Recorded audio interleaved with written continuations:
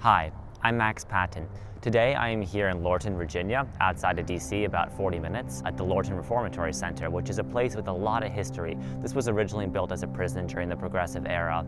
The idea, the prisoners building it themselves, laying the bricks, that they would reform themselves that way and be able to integrate back into society.